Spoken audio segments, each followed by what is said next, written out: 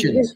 I Let's have go. more questions probably than I can ask. I just kept thinking of some, but this is one I wanted to start with a question to kind of like dig at where you've given us breadcrumbs, and I'm hoping to get a little bit more. So you mentioned yesterday, and you've mentioned before, that when you started on X, you were like a crypto bro.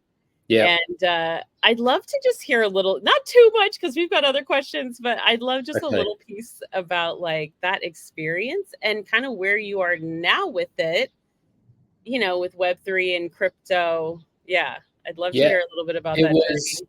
So back in NFTs became popular. You know, I was working as a, excuse me, let me get this right. Hang on, let me take a drink. So we get the recording perfect. That's a great question, Christel. Thank you. I was working freelancing, designer, creative director for a few different agencies, and I kept hearing, I was actually mentoring 2 younger junior creatives, and they were asking about a creative project and process of how to go from idea to campaign completion. And they mentioned NFTs, and it was like, oh, I've heard about NFTs. Yeah, tell me a little bit about those. And this was sort of early 2001, maybe even a little bit earlier. Oh my gosh, that long ago. Yeah, exactly. And as looked into these NFT things, it's like, hang on a minute, you can create something and sell it for crypto. This is weird. So yeah, investigated it. And you're like, this is weird, right up my alley. Let's go look into this. Yeah, absolutely. And it was, you know, so cool. And there was like really different styles of art and all these creators that I'd never heard of. And then I discovered Beeple and discovered Bored Apes. And I had crypto at the time. I've had crypto for a long time. So just thought, let's buy a few. And then all of a sudden it was like, holy shit, they're now worth this amount of money. So a friend of mine was launching a project and I sort of helped him out a little bit with it. And that was when the boom happened. And it was projects that were selling for, I don't know, 15, 20 ETH. And at the time, that was a lot of money. So the account that I had on X, well, it was Twitter at the time, I was purely in that network. I was creating NFTs, selling those NFTs, creating lots of memes. And that was also when the Pepe meme coin came out as well. So I kind of had my fingers in a lot of pies at the time and thought that was the sort of world that I wanted to get into.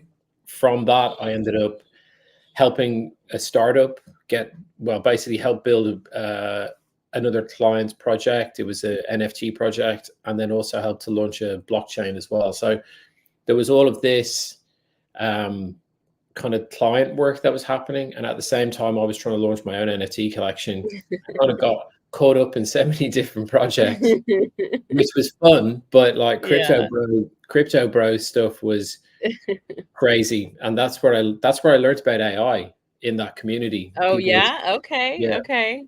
So then AI sucked you up, and now we got you in the AI community. But there is a good amount of overlap, you know, because those of us that are curious about AI a lot of times are curious about emerging technologies, period. So blockchain, crypto, Web3. They're very symbiotic. They definitely sort of feed each other. And at the time when it first popped up, there was people creating NFT projects that were, I don't know, 10,000 assets, but they were all generated with AI. They looked a bit crappy.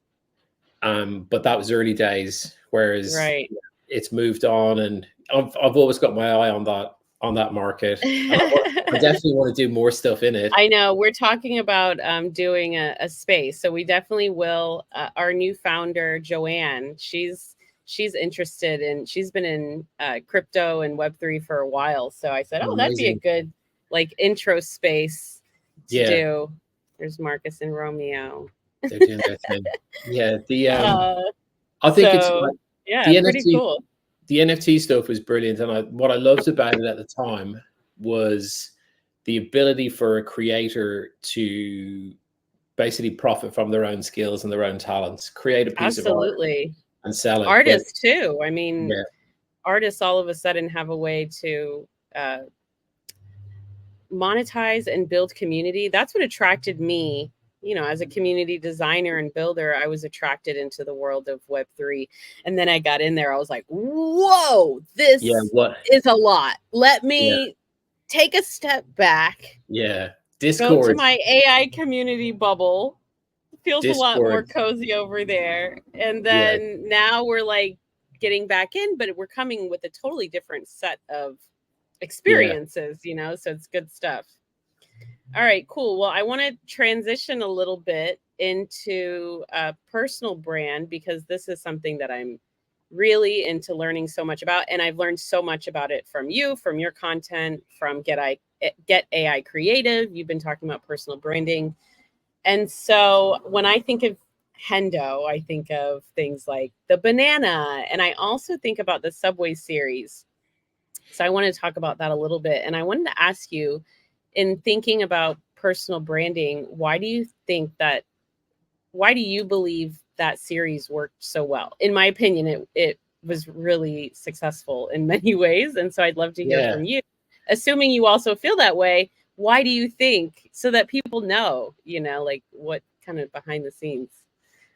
Yeah, it's, personal branding. I've been in the branding advertising industry for, close to 20 years, but I've always loved branding and identities, logos, graphics. I've always loved it. And it's like how you can tell a story with, almost like a hieroglyph, an emoji. It's like, what's the smallest thing that you can show that tells a story? And obviously I brand love logos. that. I'm a minimalist, so that's right up my alley. Like the best, the best one is that little just do it symbol, isn't it? With the little tick mark. It's the most globally recognized. Check. Yeah, exactly. So my thinking was, coming into the space, like with my advertising knowledge, was like, how can I change things within X, because there's so much noise, and try to do something a little bit differently. And with AI, you can kind of create anything you want, and people were creating lots of robots, lots of characters, and loads of cool stuff, but nothing that I could have done the same thing. But it's like, what's something that's almost real, that it's an everyday thing that I can kind of make my own? And it's like, well, people take pictures of strange people on the subway all the time. You always see those sort of hidden photos of the dude asleep over there, or the man that carries the snake, all the weird stuff. So I just thought, well, I'll try and replicate that in a way, but then own all the branding that sits inside it. So all the subtleties that exist in the background, all the branding, the stop signs, maybe what people are wearing, the merch. That was the intention. By personalizing it for people, they loved it straight away. And it was how I kind of it's how I connected with you. But all of the people that I know on X, the first, say, 1,000 people I connected with, that was all from posting pictures of other people. It's like, oh, here's a picture of Jason Digital, here's a picture of Fabio, here's a picture of Cordell, Olaf, Ben Nash, all of these various different people. They were just cool people that I liked, and I thought I'd like to hang out with them. I'd like to get to know them. I'm already envisioning in the edit of this that we're showing like the images, pictures from because people are probably like, well, what's the Subway series? And it was different creators, right? In the Subway, you're describing it, but just so people know, if they haven't seen it, we can edit that in. That would be a good thing. Yeah, and it was a lot of fun to do, and it took time as well. Each of them I was crafting, and especially with people's skin tones as well. Like, I'm pretty easy to create for. It's just like guy with a big ginger beard and a baseball cap. That was kind of the idea. I was a giraffe at the time, so that was a little bit easier for you. Yeah, but also I didn't want to offend people, because some people were like, that person is, I don't know where they're from. They could be, they could be mixed race, they could be Jamaican, they could be African. Tough. Yeah. And you don't want to upset people. Yeah, I know. Yeah, that's it. I need to turn those off as well. I love that it's on top of the smiley face. Yeah, well, that's it. It's like we can give these as well for all of our friends. It was really fun to do, and I kind of missed doing it, because it was a different part of my journey. And I think I'm going to do another series. I've been hinting at it. Yeah, good. I'm going to do another one. NFT. We want NFT. Yeah, this is NFTs. Good. They will be cool. Planting some seeds here. All right, cool. Well, we have a few more minutes, and I have 2 more questions that I'd love to ask you. yesterday you did an amazing space, which people can go back, listen to the recording. And this is a series, so please catch up on the series. We talked about mastering direction. And I just feel like this is one of the most important topics we can give to other creatives, entrepreneurs, business owners, parents. Like, we all need to master direction. So I'd love to ask you why, when it comes to creative direction specifically, because I see you as a creative director, I've never had an interaction, let alone friendship, business partnership with a creative director. So I'm just like, this is amazing. Yeah. But I would love for people to know why I need creative direction, because they might not know, So could you let us know, like, why do we need creative direction? Yeah, it's an interesting question, because I think so in advertising, people get it, and in marketing, they get it, because it's been part They're of already in there. Yeah. Completely. It's part of that industry. Whereas within the sort of newer industries, people are like, what does a creative director even do? And right.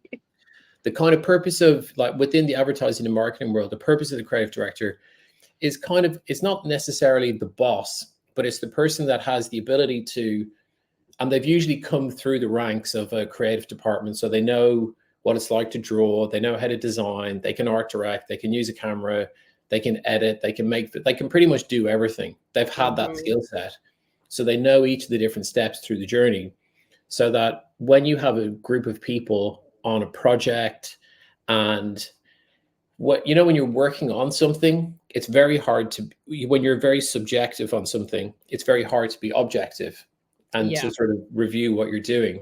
Whereas the role of a creative director would be to sort of almost sit in the background a little bit like a film director, and to say, that thing there is just not quite right. Can you just tweak that a little bit? Just change those little things to help people be the better version of themselves. That's kind of how I've always seen it. And from doing that, like a conductor, of an orchestra, it's like, well, the people have said that. If you knew how to play all the instruments, which I don't think that. Yeah, exactly. most of the instruments, but like some agencies, like, their creative director would be referred to as a creative dictator, because they're just a tyrant. Right. I can imagine. And there's a lot of really, so it takes other skills, right? Like leadership and collaboration, team building, coaching, things like that, to really. Absolutely. Yeah. And I think where the win can happen for people now, whether it's, so like looking at social media, we have personal brands, we have company brands, we have CEOs that are part of brands. Having a creative director to assist people with that, because people are playing so many different roles, like you're the writer, you're the strategist, you're the social media manager, you're the designer, you're all of those roles. But because you've never had the experience of overseeing all of those roles in another position, it's very hard to sort of tweak each of the little elements. And I think that's direct yourself, basically. People are trying to direct themselves creatively. We talked about this in the space a little bit yesterday, and it's really profound to me. I was thinking about it this morning. We have to become our own boss. We have to become our own director, or, because that's very difficult. We also, and I should say, or we have to find the places where it's like, I should not be my own creative director. And this is why I'm part of a community or network, or this is why I hire someone, because I see that I'm having a hard time focusing and having some sort of creative direction. So this is really powerful. And, I look forward to continuing this conversation. And of course, your spaces on Thursday have been so helpful. All right. So last question. What is the most high value skill you currently possess that you'd love to teach others? Like, if you could just full-time teach other people how to develop this skill. Okay. Yeah. Great question. And this is something that I apply to myself.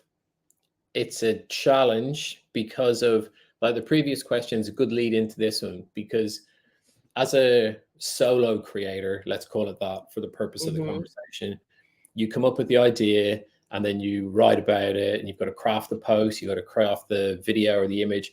All of those different things requires a certain amount of attention and diligence and detail applied to it. If you don't get it right on each one of those, it could break, or it might not just be the best thing that it could be. And this is a challenge. And this is, I think, where people get stuck and they get in that paralysis analysis where they're, oh, is that right? I don't know. Is that right? And the best thing to do is to kind of just ship stuff, get it out, and, you know, test on the job. But if you want to get real quality and strategy involved in it as well, I think the best thing that I would see is vision and execution. And it's like, what's the vision that you have, and how do you get there, and the steps that are in between, and making sure that you do it, because that's kind of what I've had with X, and it's been hard growing. Some of the parts have been challenging, but I've stuck to the plan, and it's worked, and it will continue to work so long as I can hold the vision and ensure that I do the steps in between. I do get distracted, but I try to. We all do. Yeah, that's we it. We all do, but the point is to come up with solutions for your own distraction and then share those, right? Like, this is all about us designing solutions to make us not just like more productive and more efficient, but actually enjoy our lives more and get more time back. Like, it's counterintuitive, as we talked about in the space yesterday, but actually the more routine I am and the more strict I am on my schedule, the more freedom I have to be creative, the more I can flow. Because when I have those moments of flow, I'm not thinking about anything else. I know I'll get to that. I've put that on my calendar. Yeah. So this is good. We're going to put a bookmark in this, and this is going to be the beginning of a series. I just decided right now, let's make this like a 10-minute, 15-minute, and it's a series, you know, and it's like, we continue the conversation because there's so much good stuff in here. And it's like, you get a little bit now and we'll give you more later, but you and I can keep having these conversations. So this is great. Any last